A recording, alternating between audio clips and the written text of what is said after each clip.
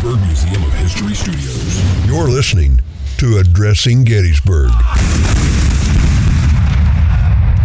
Hello, patrons, and welcome to this episode of Addressing Gettysburg. And today we're talking about something I'm sure most of you have heard of. If you've listened to my narrative episodes, you've heard of them. If you've read More Than the Killer Angels, you've heard of them. But for those of you who haven't, that's okay. And welcome to the story of the 21st Pennsylvania Cavalry. Who are they? Why do we care about them? What did they do? What was the big saber charge that they had? Did they save the day on Little Round Top? Did they end Pickett's charge? Or none of the above? We're going to find out with our next guest. And this is actually his first time on Addressing Gettysburg. Britt Isenberg, licensed battlefield guide extraordinaire. Britt, welcome to the show. Thank you, Matt. It's a pleasure to be here. It's a pleasure to have you. Finally, everybody said to me, how do you not know Britt? And I'm like, I never came across him. Like, I've seen you once out giving a tour. So my plan to blend in is working. Okay. not blend in, disappear. So I'm glad we finally got to meet, though, because everybody said that I would like you. And so far, I actually do. And then I just found out that we are going to be neighbors. Yes, it's amazing. We bought the house almost directly across the street from you. Yeah, I don't know anybody else in Arensville, but it's nice. Is that true? It's finally nice to know anybody. Okay, good. Because I was worried that I wouldn't know anybody. I'm going to have to make new friends. And, who wants to do that? So this is great. Perfect. All right, this is the 21st Pennsylvania Cavalry. They actually did not fight in the Battle of Gettysburg. I'm going to tell you what I know. All right. And then you're going to tell us. Well, let me see your book there. Sure. So Britt's got a book. Well, that's what I was going to read from, so now I don't know. Yeah, no, I'll give it back to you. Don't worry. 21st Pennsylvania Cavalry. And you can get that where now? Amazon, I'm sure. Amazon, any place fine books are sold, I'll say. All right, very good. So here's what I know. Weren't in the battle at all. Yet they have two monuments. Mm-hmm. One where George Washington Sandoe was killed, right? And the other one not too far away. Mm-hmm. George Washington Sandoe was a local boy. The 21st Pennsylvania Cavalry was not a local regiment, correct? Yes, they were. They were. So, but when I say that, I mean they weren't militia.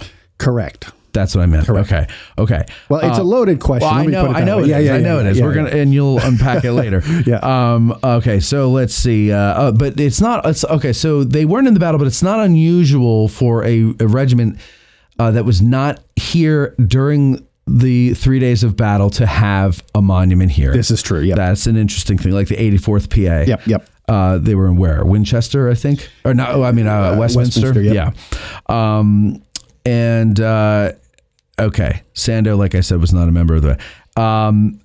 That's all I really know. Oh, well, this is fantastic. Exactly. I mean, I know on the 26th, they got into some stuff with Early's guys and everything. Fuss. Yeah. And the whites Comanches and things. But like beyond June 26th, I know nothing about them. But that's what your book is about. Yeah. So that's one of the early chapters. But what is Gettysburg is? Yes. Interesting. Because the 21st Pennsylvania Cavalry, their genesis is largely because of the Pennsylvania campaign. So are they an emergency unit? They are. It's comprised of companies that were militia cavalry companies that had offered their services to Governor Curtin. And, the question about whether or not they're local, what becomes Company B of the 21st Pennsylvania Cavalry was formerly known as the Adams County Scouts, or Bell's Cavalry. Yeah. Robert Bell. Many of the other companies, half of the regiment that becomes the 21st Pennsylvania Cavalry, were actually from Franklin County, just across the mountain. Oh, okay. So local in that they knew the landscape. They're very close. And maybe most importantly, for the sake of the Pennsylvania campaign, these guys know South Mountain, its passes, and Robert E. Lee's entry into the Keystone State. Now, were these the guys that went and felled trees ahead of their advance? Yeah. Yes. Okay. Felling trees. They're out there scouting those passes, sending information through various channels that will in some ways be helpful because they'll make their way to Harrisburg, some of that news, and then some of it will be transmitted southward towards Westminster and eventually Washington, D.C. sometimes the information goes nowhere at all, as we'll see on June 26th with Captain Bell and Sandoe. Yeah. Now, so when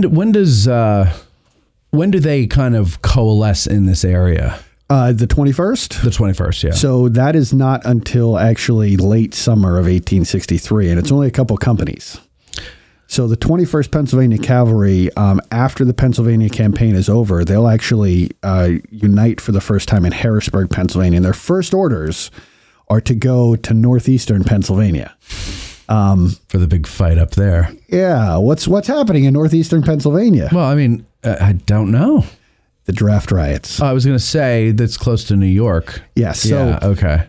Largely in the Scranton area. Oh, they're having riots there too? Yes. Oh, see, you never hear that. Yes. Okay, so there's riots in other cities. Yes. Aha. And actually, the first charge led by an officer in the 21st Pennsylvania Cavalry is not against enemy combatants.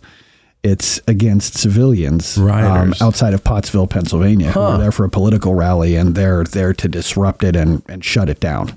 So, okay, when they're here during the Gettysburg campaign, they're not all together. Correct. They're operating independently. So it's different companies elsewhere. So what companies are here besides Bell's? So specifically in Gettysburg, that's it. There are companies on the other side of the mountain in Franklin County. There are at least 3 companies operating over there. Probably, if anybody's heard of them at all, it would be Captain Josiah Hullinger's, what becomes Company D of the 21st Pennsylvania Cavalry. They're operating right along the border there with Maryland. So how, when you say company, what cavalry company is, what, 100 something? About 100 men, yeah. These have a little bit less because they're raised in the emergency. Right, okay, yeah. So that's what I was getting. So how big is Bell's cavalry? So Bell's cavalry initially starts with 43 guys, and then within a week, he's up to 78. Oh, okay. So he's getting up there. Yeah.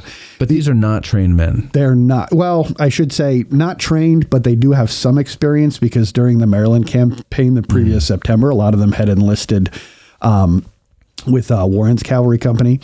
So it's not great experience, but it's better than nothing, I guess is what I would say. Bell's Cavalry is raised in response to this emergency? Correct. Or was it, okay, so it wasn't even a local militia that's been in existence. Yep. It's just raised for the Pennsylvania campaign. He goes and to who's Harrisburg. Bell? Why is he so special? Yeah, so Robert Bell is a local farmer from Straben Township who had offered his services in September of 62.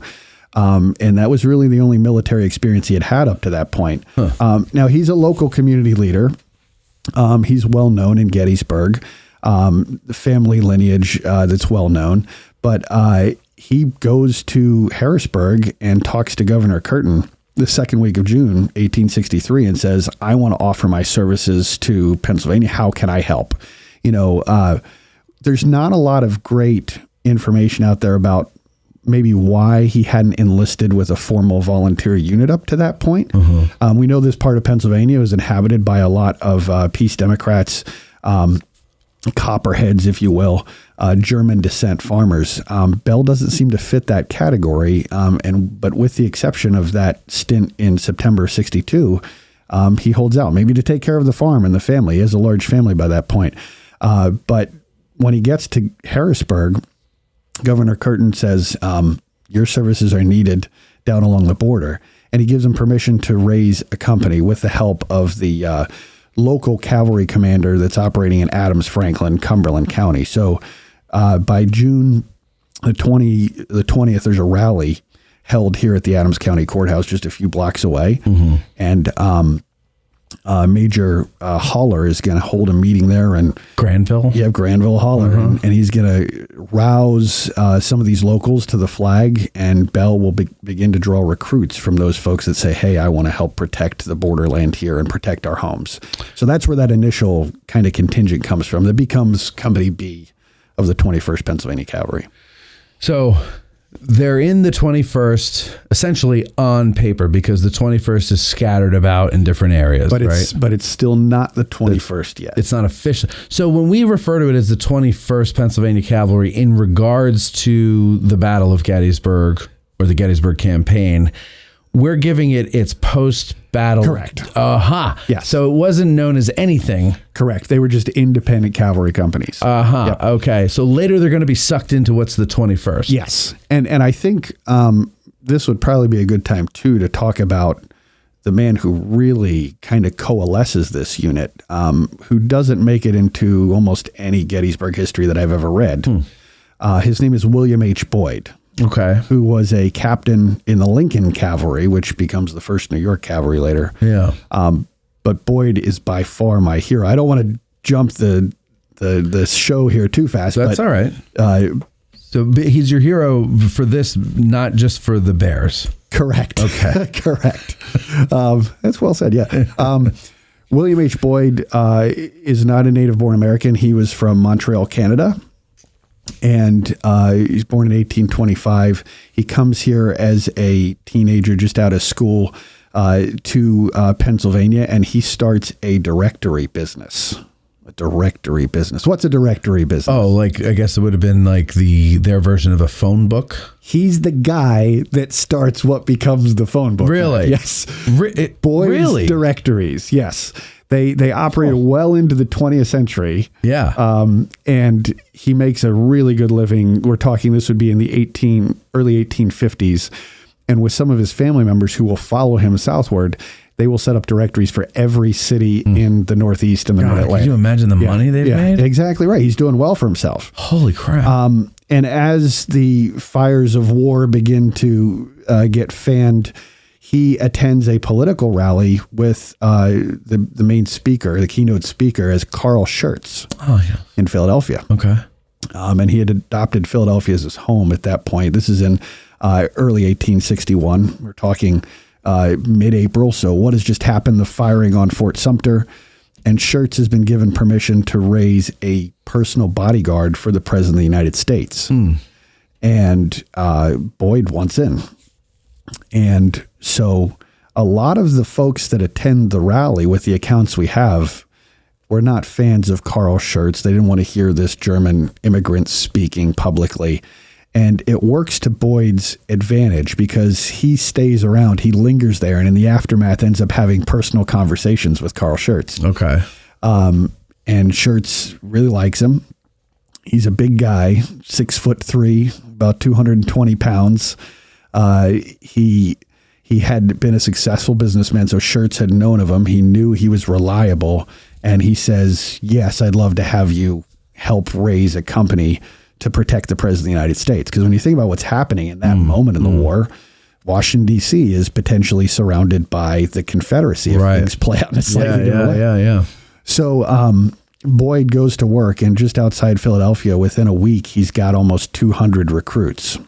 But Schurz's path takes a different route. He ends up being sent to Europe as a foreign minister. And Boyd continues this work. He heads to Washington, D.C., and he is among the first troops that will arrive after the firing on Fort Sumter to protect the Capitol. In fact, there's a great little story. They're invited right into the White House. They go into the East Room, and President Lincoln wants to shake all of their hands as this group of first defenders. There are also many Pennsylvanians that are there. And Boyd is in there out of respect, not smoking his pipe. He was known as a pipe smoker. And President Lincoln walks up to him and doesn't put his hand out to shake. He asks for his pipe. And then he walks over to the fireplace and lights the pipe and returns to Captain Boyd. And he says, an unlit pipe does nobody any good, but specifically you. And then he shakes his hand. Strange coincidence. Try not to go down a rabbit hole, but the mantle from the East Room fireplace is at the Eisenhower farm. That very mantle that they stood under. You're kidding me. Yeah. In the living room? Yeah. I did not know that. Yep. Yeah. So anyway, that's neat. I'm sorry. I get excited about these things, but well, you know, the house that we're buying, apparently Mamie Eisenhower's doctor, that was his office. I had no idea. Yeah. Well, now you do. And the owner, the lady who owns the house now, I met her one day, and she's like, oh, I got all the stuff on the history of the house. I'll leave it with the house and everything. So Wow. yeah, so we'll find out more about it. That's great. Yeah. Well, yeah, I definitely. Yeah. Well, the doctor's office. All right, hold on. Give me a second here. Give me a second. There we go. You know, over 300 audio shows and almost 100 video shows are on our Patreon page, and also several respectable licensed battlefield guides, including Lewis and including Jesse. I just outed them. Sorry, guys. But they are patrons as well. Because here's the thing. just because you're a guide, it doesn't mean you know everything. It's a constant state of learning that you're in. And you're learning from other guides. Mm-hmm. And you're learning from idiot podcasters who have these other guides on. Well, you're not learning from me, but you're learning because idiot podcasters like me put them on. And listen, right now, look, folks, honestly, I'm not even kidding. If you're studying for the guide exam, you know, the reading, the eyes, the brain, it's tired, it's getting worn out. Save it for a bit. Do something passive. Listen to the old episodes, all the episodes on our Patreon channel to help you to better prepare for the guide exam. We cover everything. It's not just the Battle of Gettysburg. It's the Civil War. Yep. Okay? We started doing Reconstruction with Rich Condon, so there's some of that stuff in there. Okay. It starts during the Civil War, so you know you gotta learn this stuff. So anyway, there's a 7-day free trial for our second lieutenant level, which gives you every audio show that we do in a month. And of course, if you like it, then 7 days are over. You join at that level, or you could join at the first lieutenant level, where you get to watch the episodes being recorded, which means you'll hear them way ahead of everybody else. Debbie just said to me, I really loved your episode with Paul Bailey, and I was like, did I put that out already? I thought that's coming out next week.